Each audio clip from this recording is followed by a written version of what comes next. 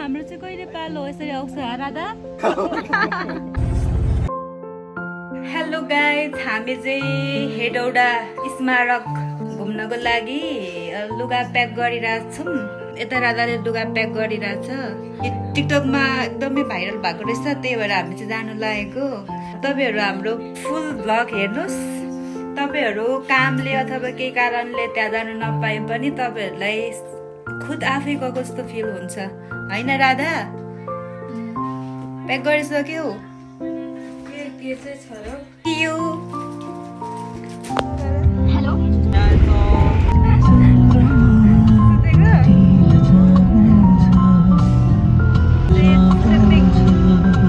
हामी चाहिँ के परे खाजा खाने ठाउँ देउरालीमा आइपुगेको छौँ। अहिले चाहिँ on the way to Hetauda.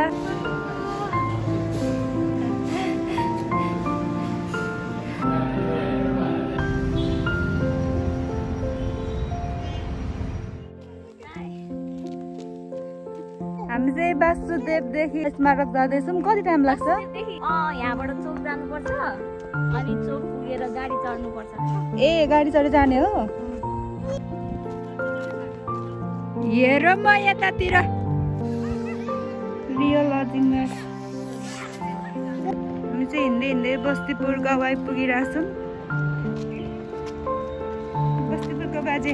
हजुर। हेलो बाजे। बस्तीपुरको भाइहरू हेलो गरिदेऊ न। हेलो। लजाउँदो रहेछ यहाँको भाइहरू त।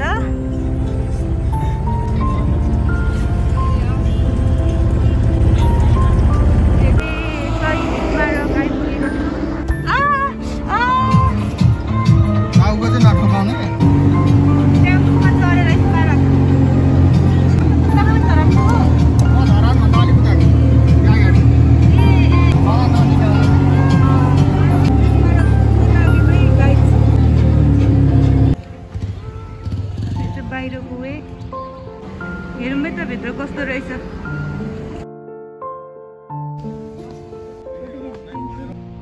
चाहिँ गणेश मानसिंह हुनुहुन्छ। त्यो चाहिँ हाम्रो बाजे विश्वेश्वर। तपाईँहरूले चिनिसक्नुभयो होला भिडियो गर्दा गर्दै। उहाँ चाहिँ हुनुहुन्छ पुष्पलाल श्रेष्ठ, नेपाल कम्युनिस्ट पार्टीको संस्थापक, प्रथम निर्वाचित कम्युनिस्ट प्रधानमन्त्री मनमोहन अधिकारी। 4 जना शहीदहरू। काउली फुल अरे यो त के यो ओरिजिनल हो र यो त डुप्स होला? ओरिजिनल हो र? कस्तो राम्रो जाने।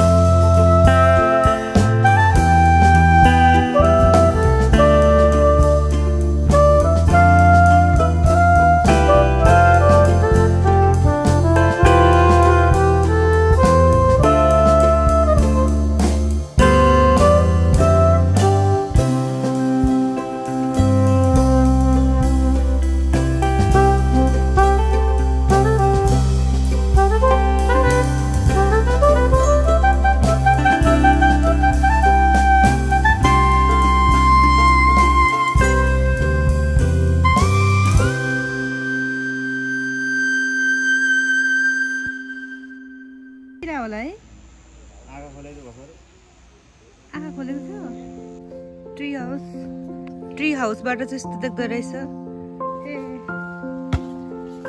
शहीद अध्ययन तथा अनुसन्धान केन्द्र रहेछ त यहाँ चाहिँ ड्रेस लगाएर फोटोहरू खिच्नु पनि मिल्दो रहेछ कल्चरल ड्रेसहरू सबै कलरको ड्रेसहरू रहेछ यता चाहिँ फोटो स्टुडियो अनि जहाँ पनि प्रवेश शुल्क राखिरहेको रहेछ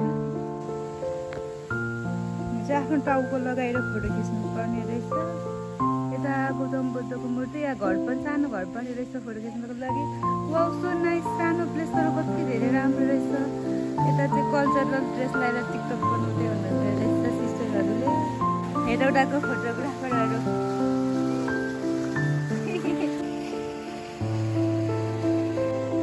यहाँ चाहिँ आफ्नो टाउको काटेर झुन्डाइरहेछ यो मान्छेले आफ्नो टाउको हाल्नुपर्ने रहेछ